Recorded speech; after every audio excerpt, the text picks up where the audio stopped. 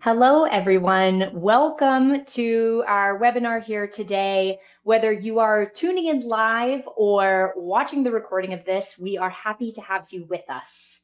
The content that we have today is tailored toward financial services industry, but the truth is this content is going to be relevant for any enterprise who is looking to build secure AI agents within their environment. So today, we have a fantastic lineup ahead, and I'm very excited to be here with this group to discuss this. So I'm Kayla Underkoffler, the Director of AI Security and Policy Advocacy with Zenity, and I am joined by Ryan Ray, the Regional Director of the Cybersecurity and Privacy Consulting Practice at Slalom, and Zohar Raz, the Group Product Manager of Power Platform Governance at Microsoft. And we've worked really hard today to tailor this agenda to bring you the most actionable and insightful content we can provide while also staying on time, because the three of us could probably talk about this subject for way longer than we have slotted for this webinar. So today we're going to talk about AI use cases in the financial services industry. We're going to dig into AI agents. What's an AI agent and what does the risk landscape look like?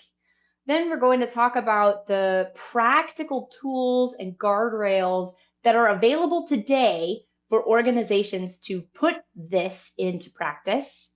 And then we're going to step back from the macro perspective and look at regulatory considerations and security frameworks and wrap it up with some questions at the end.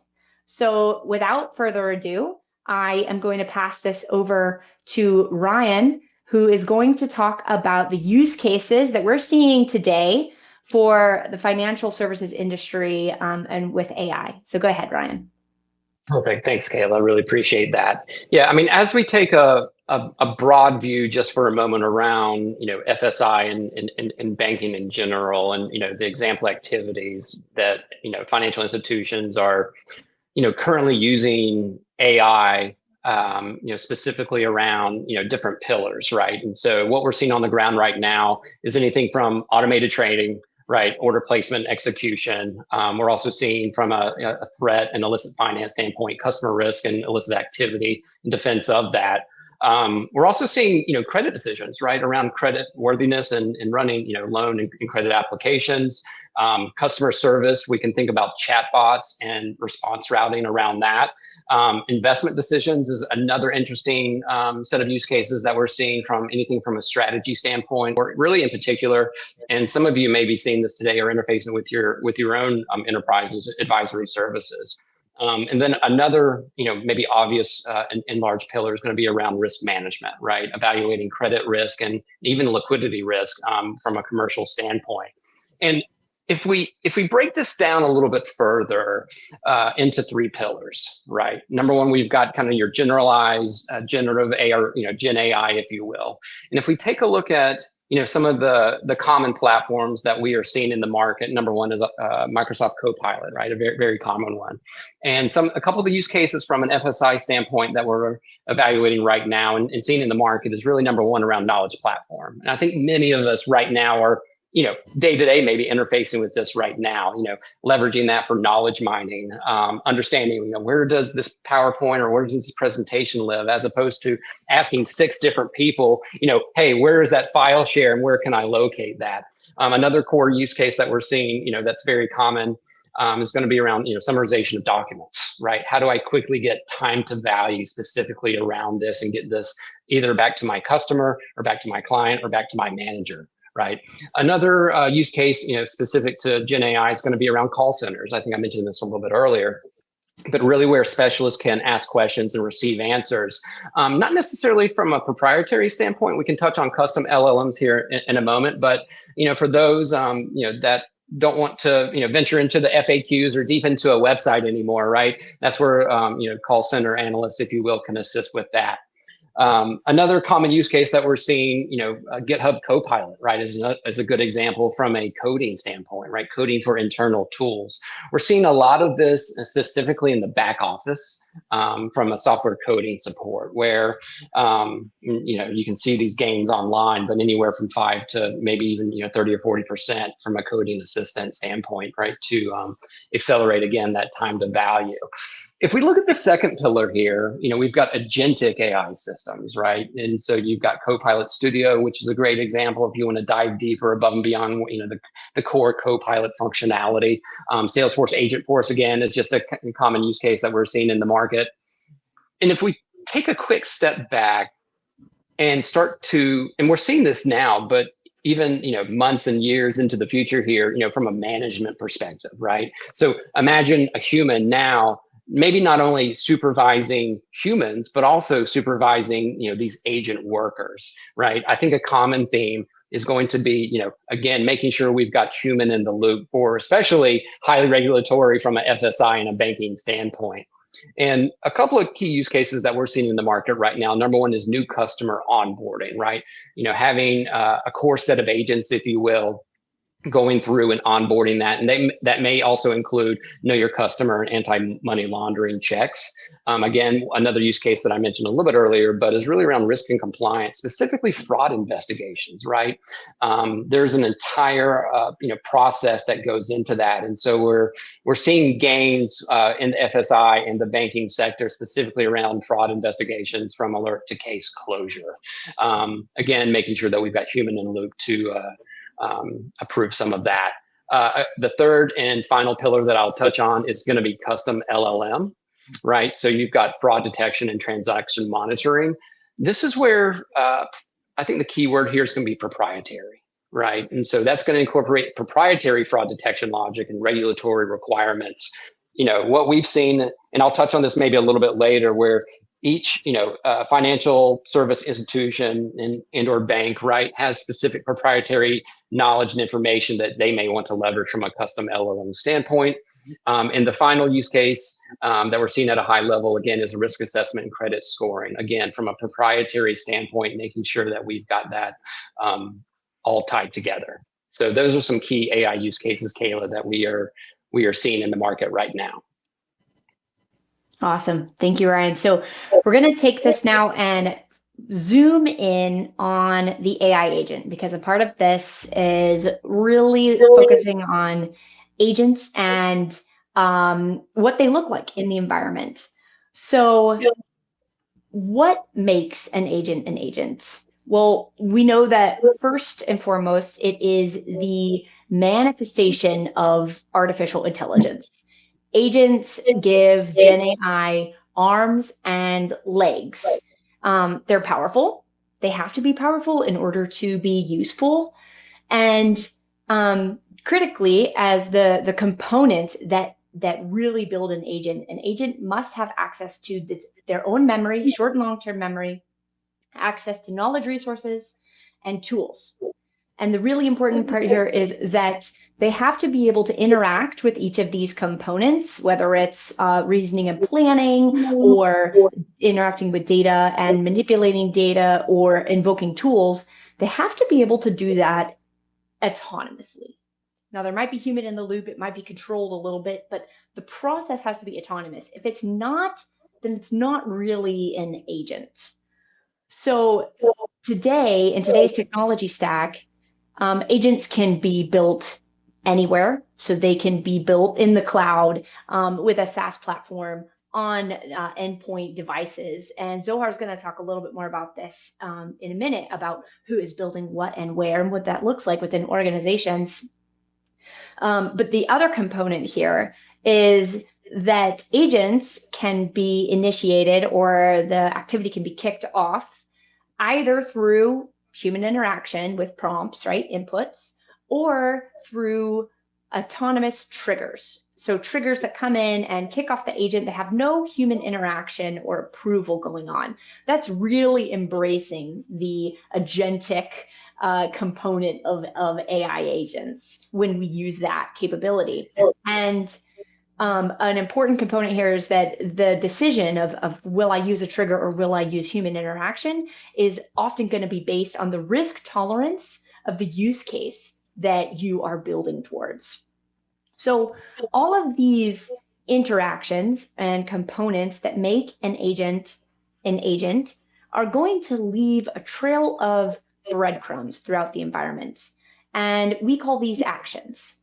And it's critical to be sure that every action generated by an agent, whether it's interacting with the knowledge or the end user or with tools, is captured and analyzed. Because when it comes to the threat landscape for agents, all of these capabilities that we've built in have a pretty expansive attack surface attached to them.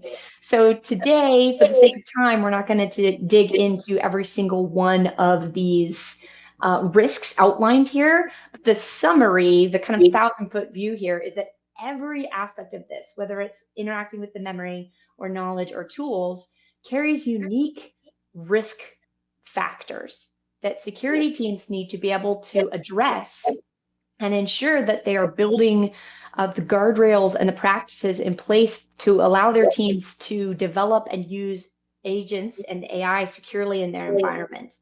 So I will highlight one risk here, which I believe is one of the most important when we're talking about AI agents, and that is the highlighting the susceptibility of agents, how susceptible they are to manipulation and ultimately compromise through attacks like prompt injection.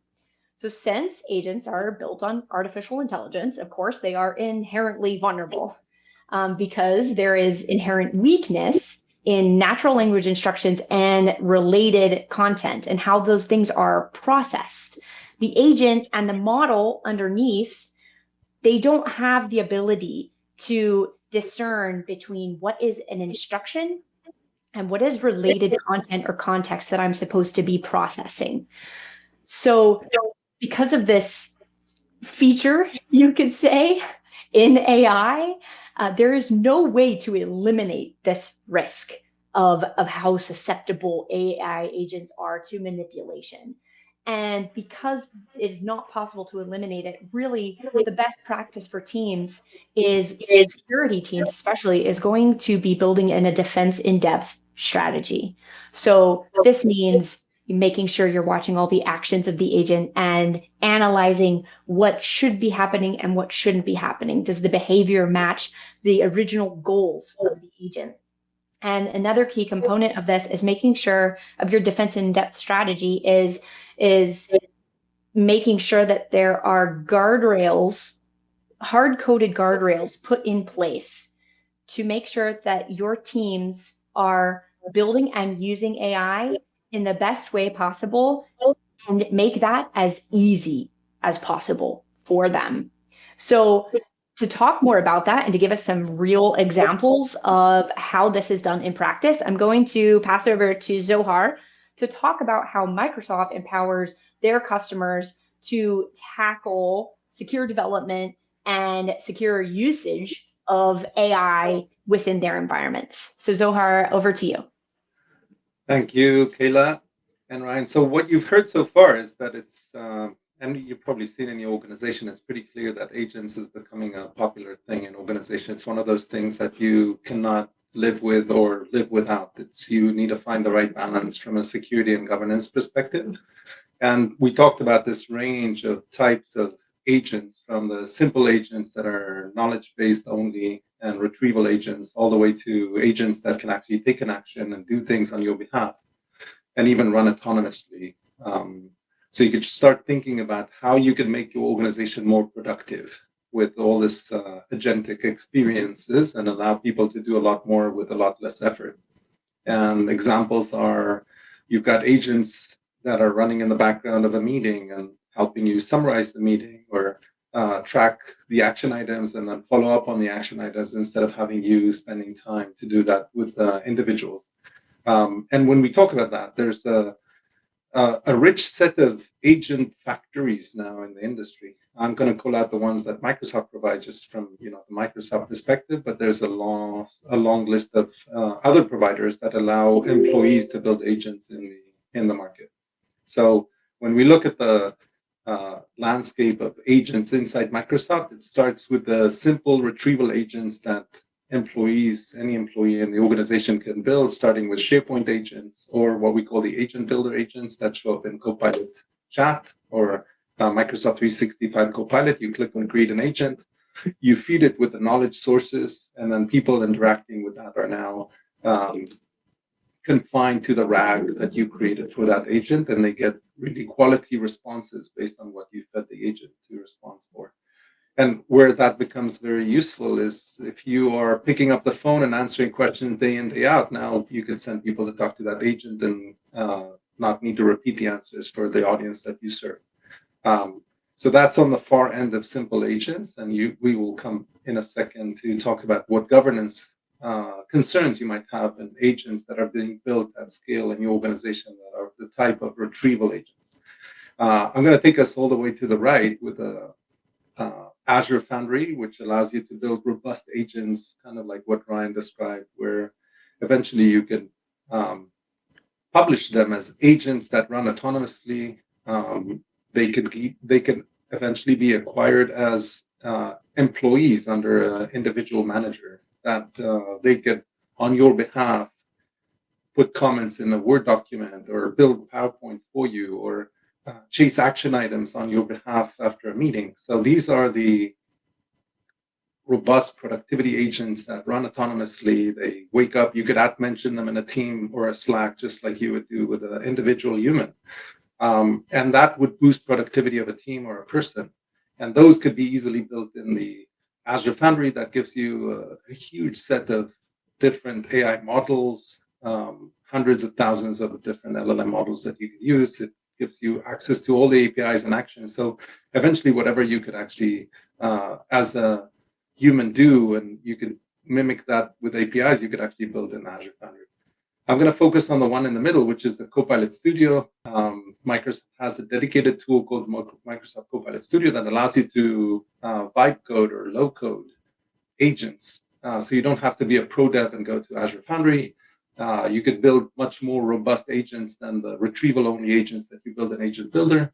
And it gives you connectors and a Dataverse as an application layer to store and be wise in memory as an agent. So a lot of capabilities that come from that, and it gives you a range of what we call the 10 for 10,000 agents. You could build these critical assets in your organization, or the 10,000 for 10 agents. That is like individual business units or employees building productivity agents or team productivity agents that would then serve, not necessarily go to the entire company, but go to the team of people that your colleagues that you work with.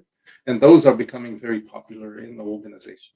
So as you think about this range and the governance, it's clear that the critical assets and those that run autonomously need the most governance in your enterprise. As an FSI, you should think of those as applications, and the way you govern applications in your organization would probably be applicable with the OS 10 and the things that you need to apply on these solutions.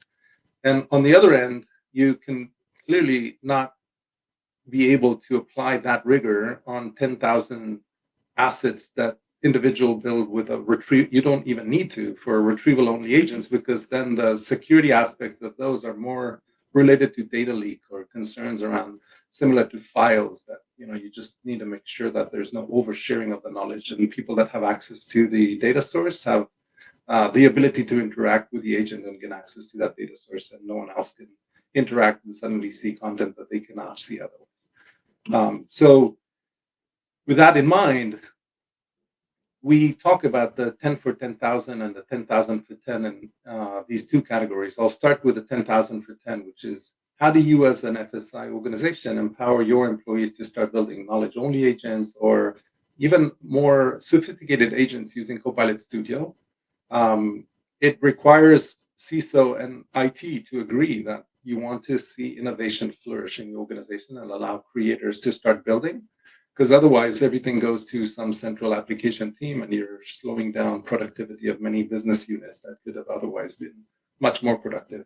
And what we offer in the Copilot Studio, and probably applicable generically at other places as well, is what we call the green zone. So there's a zone governance strategy where you're defining a safe zone where people could get creative, but they're limited in the risk that they could introduce to the environment. And then they could publish their assets to a yellow zone where it allows team productivity.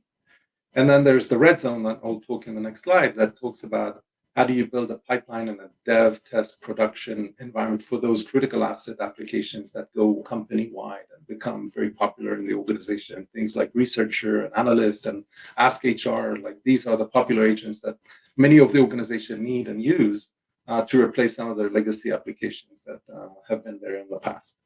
So when you create a green zone, the way to think about it is, how do you place your makers, the one that you either certify or everybody in the organization, into individual workspaces we call personal dev environments? Think of them as your OneDrive or G Drive equivalent, where you have people working in their own workspace. You set policies on that workspace that allow IT and CISO to sleep well at night, but also promote productivity of those makers. They could build, and create personal agents for themselves.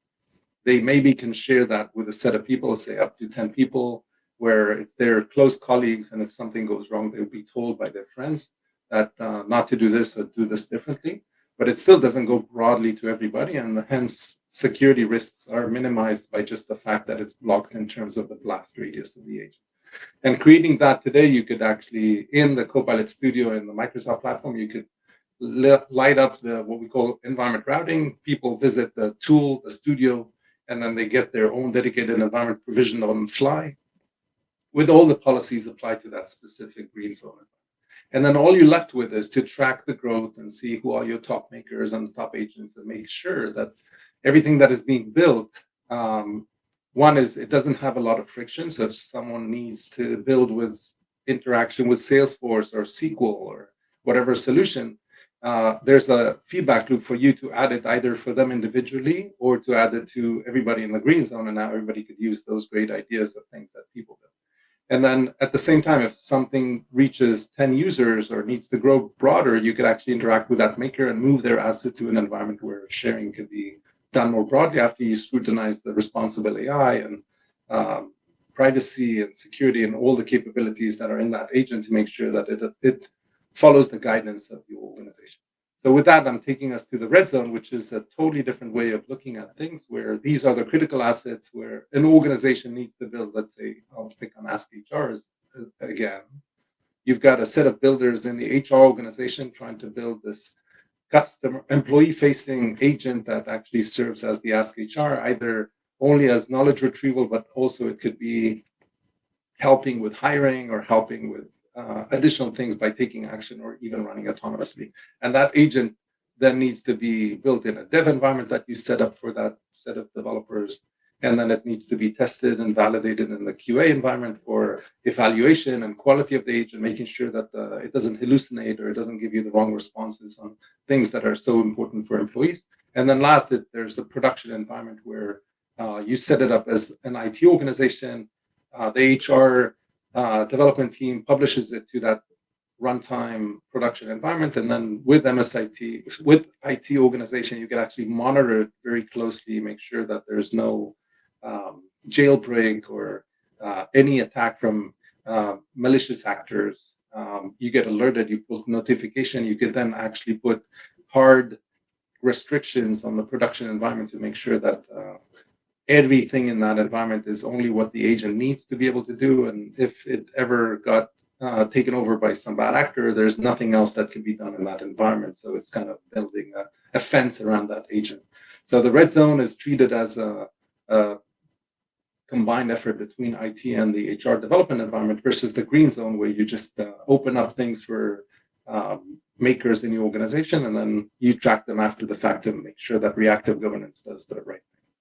So in short, this was the framework in which you could think about all these agent factories and how things could be built by your employees and how you can empower innovation in the organization to get started. And then for things that are critical in the red zone, you can actually make sure you're using the technologies that the agent factory offers to monitor and make sure that the agents are secure and governed properly. And with that, let me hand over to Kayla to take us to the next chapter.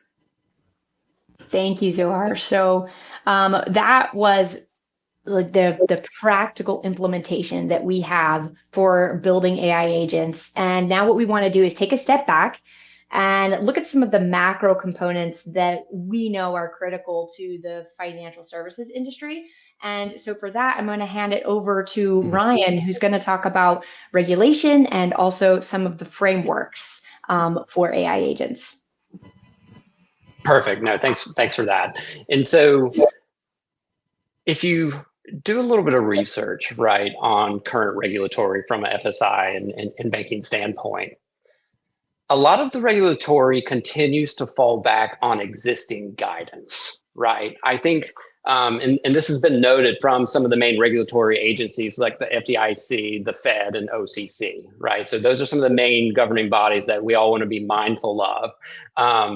But they continue to state at a high level that existing guidance generally applies, right, regardless if it's AI or not, right? And so, although there is a general opportunity noted from several of the FS communities, and actually almost asking for additional AI-related guidance, right? So don't be surprised if you're looking through existing regulatory and AI doesn't just pop out at you, right? It may in certain pockets, but I think we're all kind of continue to monitor the status of that, right? Because going from an existing regulatory standpoint, the FDIC, the Fed, and OCC, they've issued items around model risk management and third-party risk management historically, and they're currently continuing to kind of point to that, right? Hey, this is going to help you drive some of that AI oversight. Although I think there's a lot of folks in the room that are nodding, saying yes, and. Right. So probably more to come on that. And I'll touch on that here in a little bit from a regulatory standpoint. But again, the principles described in that, that existing model risk management guidance generally aligns to NIST from a leading practice standpoint. Okay. And I'll touch on that in a moment. And NIST is going to cover you from a US standpoint, but ISO may also be necessary if you're looking for additional guidance, right? And they state that the application of that framework should be tailored to how a firm or sector uses AI, right? So I think that's going to be really interesting. Recent enforcements, let's talk about that for a second, right? And so there's other regulatory bodies, right, that have taken action recently. These are just a couple of use cases against, certain, FS entities for using automated fraud detection system, but unlawfully froze accounts. Again, human in the loop. That's going to be really important as we continue to talk from an agentic standpoint. The SEC, right, charged parties from making false and misleading statements about their purported use of AI. I think a common theme here that you're going to continue to hear is going to be, tell me more about your AI governance structure, right? So not only the cool technology, which we all love, but also the people and process, right? That's going to be supremely important to understand. As much as we all love raising, matrices, if you will, but I think that is going to be a core component of who is responsible, who is accountable, right, for these items. Another quick use case here is going to be, the credit union, if you will, had insufficient governance reporting risk mitigation from an AI-driven program. Again, they were, instantly approving loans without traditional underwriting steps, such as income verification, right? Again, making sure. I'm sure it works well, but making sure that you are following the appropriate regulatory is going to be so important. Again, what is going to keep you in business, right? What is going to get you to avoid MRAs and MRIAs, if you will, right? And so I'm going to go ahead and, for time's sake, if you will, Kayla, go ahead and progress to the next slide here myself. Again, I've mentioned some of this before. NIST, ISO, and OWASP are going to be some key relevant security frameworks. I think at a high level, making sure that you've got core regulatory compliance alignment. Again, how do you stay in business? Making sure that you are, from a business architecture standpoint, mapping those items, and then that technical foundation and mapping it towards that, in particular around your tier 0 and tier 1, applications. You got to start somewhere. Another thing that we're seeing in the market right now is from a data discovery and classification standpoint. Many financial services are at their beginning journey of that. Other FS entities, if you will, are well on their way. So I think that's going to be really important to be mindful of. Risk framework and assessment, understanding what is your risk tolerance, what is your risk appetite, right? And being able to prioritize that to understand, are you willing to accept those risks? Going back to controls and compliance here, making sure that you're implementing appropriate controls from both a NIST and maybe ISO and or other internal audit type framework that you may need. And then that will delve into those controls and compliance. And then finally, audit and monitoring, right? Making sure that this is not a one-time thing. I think that's going to be really important to note, right? And so again, NIST AI RMF, NIST CSF 2.0, and then if you want to double click on the control layer itself, you can leverage NIST 853. The latest revision is 5. We are expecting some additional issuance from NIST specifically around AI in the near term. So we'll continue to monitor that, and that should offer some additional guidance. But in absence of that, again, aligning to the FDIC and the other regulatory bodies, you're going to have to fall back to existing, regulatory and recommendations there, and then these existing frameworks. However, NIST does ISO, if you will, does have not only the standard 27001 and 002 from a cybersecurity standards and control framework standpoint, but they have also issued specific AI guidance through 42001. So in absence of something, if you're looking for additional direction, using NIST and maybe even combining that with some of the AI overlay from 42001 can become very, very powerful to you. All right. And then finally, from an OWASP standpoint, how do we prioritize all of these things, right? I think that's going to be so important. And I think you can leverage, some of the risk thoughts and framework from OWASP to understand from an agentic, especially an agentic standpoint, how do we prioritize this, right? How do we build these secure applications? What are the differentiations between a single agent use case and then a multi-agent use case, right? And then understanding, again, in a vacuum, if you need to start somewhere, think through from an AI agent standpoint, those top 10 risks, so you can assess your systems based on that. So Kayla, I'll go ahead and hand it back over to you if that's okay. Yeah, absolutely. So at this point, we are ready to wrap up. Like I said, we could have talked about all of this content for so much longer, and we wanted to stay on time and on track for everybody. So just a quick wrap up. I mean, we just covered so much stuff in the amount of time that we've had today.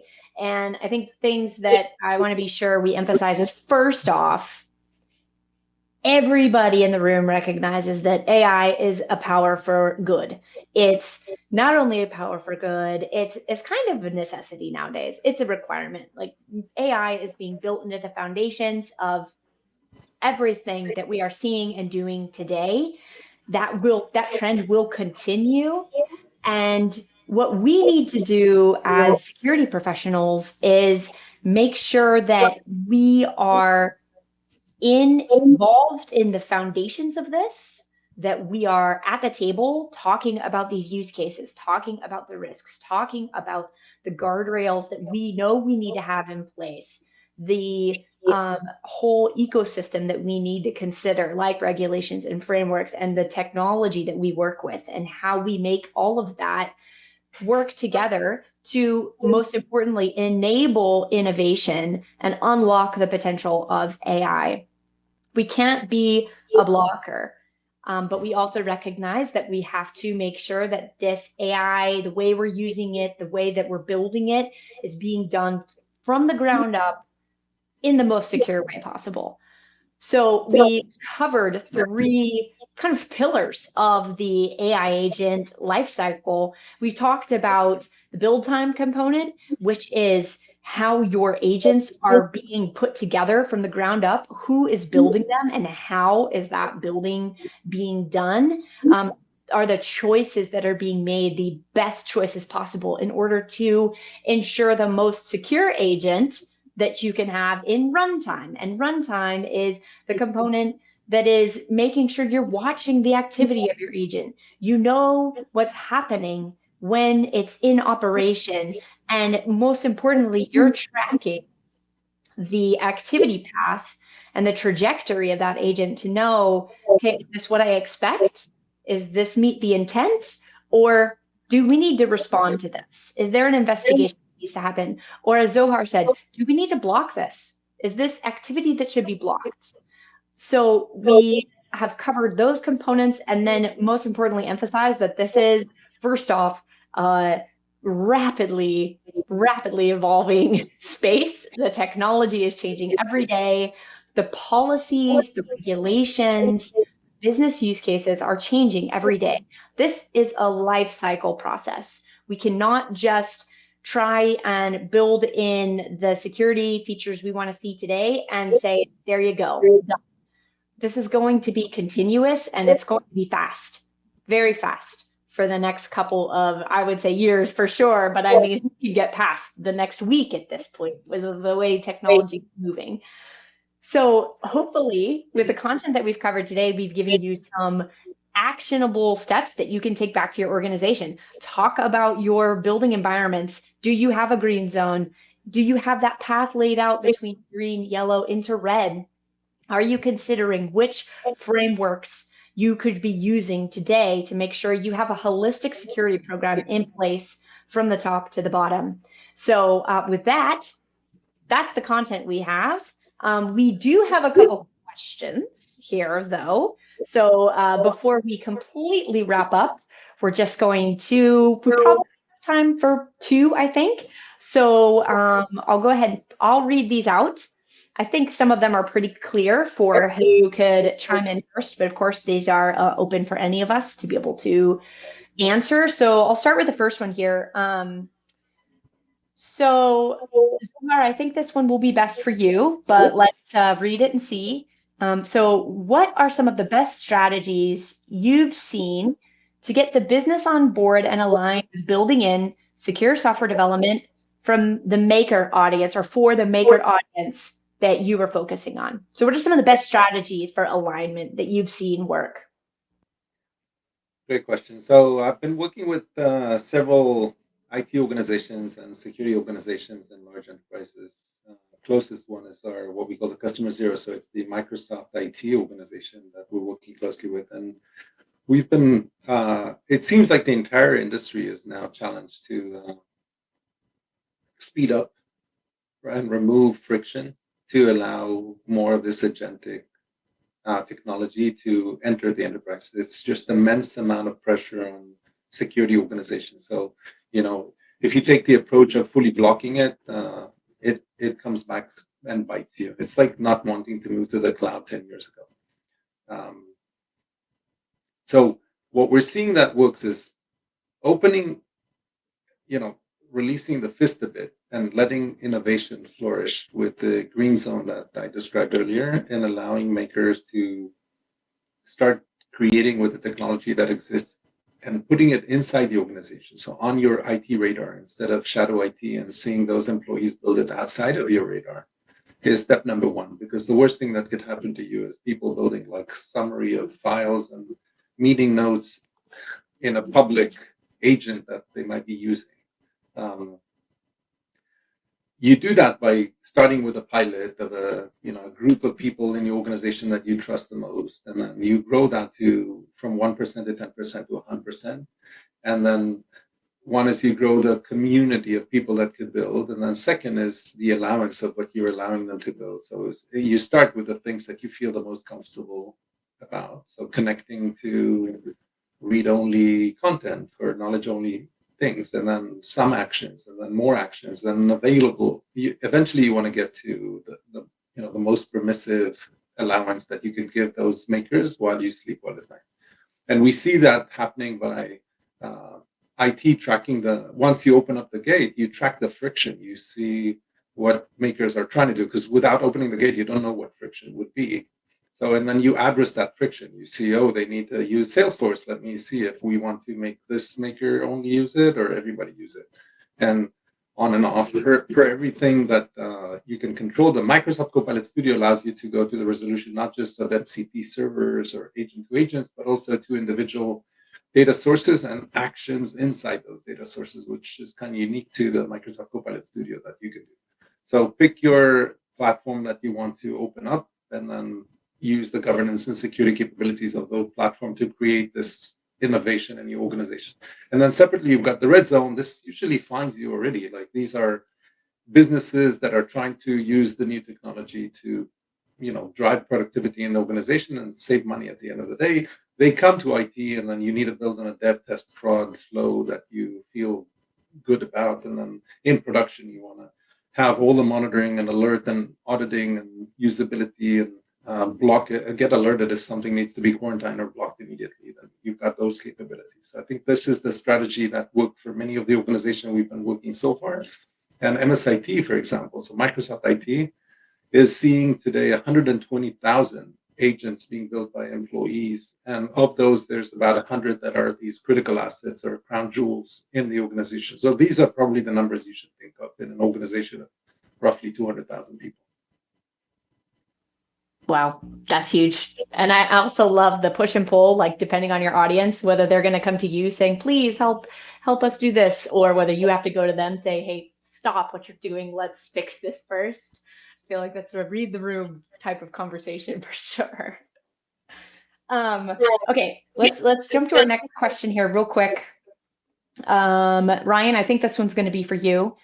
What do you see on the horizon in the frameworks and regulations space that would be tailored for AI agents? Is there anything that we should be working towards today? Yeah, no, I think that's a good question. And again, from a regulatory standpoint, right, we continue to, at least for now, fall back to the existing frameworks that are out there, right, and regulatory requirements.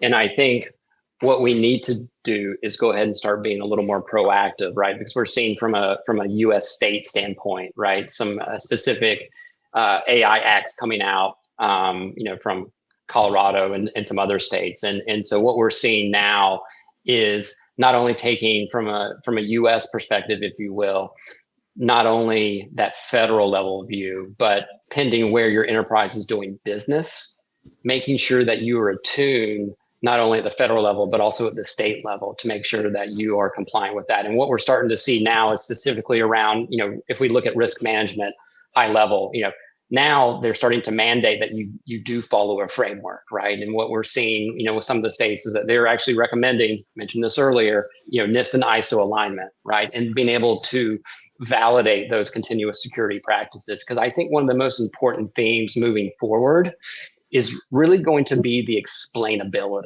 I think that's going to be one of the key words moving forward. Being able, in, let's say, layman terms, being able to explain to both your internal and external auditors, what is going on behind the scenes. So making sure that you've got folks that are verbose, right, at that level is going to be mission critical. And that's going to include not only developer obligations, right, being able to document disclosures, risk mitigation information, right, what kind of notifications do you have in place if something happens, but also from just a general deployer standpoint, those obligations, right, making sure that you've got annual and post modification impact assessments.